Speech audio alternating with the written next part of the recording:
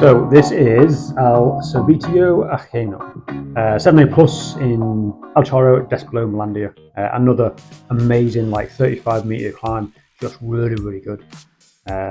Starts not too bad, kind of juggy like most of the lines here. Even though it's jugs and it was easy, everything was kind of sloped down to the right a little bit, so like some of your feet just felt a little bit slippy, but it's not too bad. You've got a hard bit of climbing just by that wet tufa, and then the crux, like two back-to-back cruxes just higher up. I think the wet tufa section was probably made worse by the wet tufa.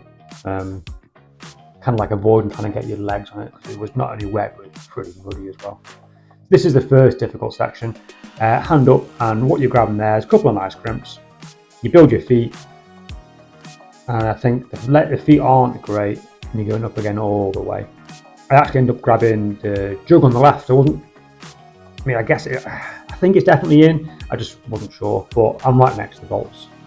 I don't particularly use that much anyway. So you come up with those crimps, and you're moving right past the tufa and up on the right hand side. So right hand goes across wide to this crimp, and then really wide right toe. Balance, shift your weight onto that toe.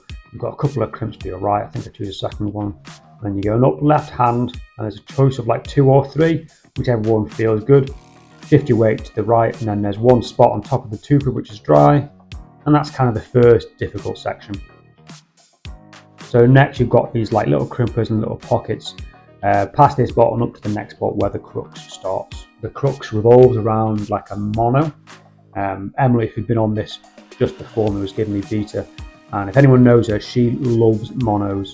Oh yeah, there's this great mono, and it was just awful. So build your feet up from here. You've got a really nice left hand undercut in a second, and that's where the crux starts. So from the left hand undercut, I'll let you know when I get it, you've got a really big hold up and left, and I knew it was big, Emily had told me, but I can't really see or where to grab it. So that's the left hand undercut there.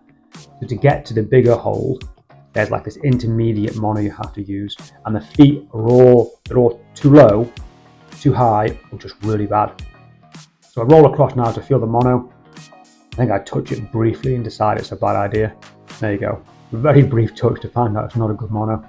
I mess around trying to get other hands for a while, but I end up just building my right toe a little bit higher, and I index stack the mono, and then stand up confidently and go left hand to the jug. And it's really nice.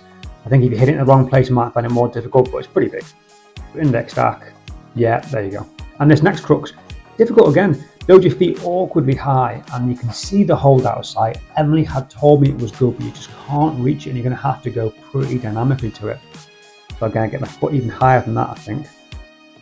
There you go, and then you commit to that, and you stand up, and it felt way more dynamic, and it looked there, and it really wasn't too bad.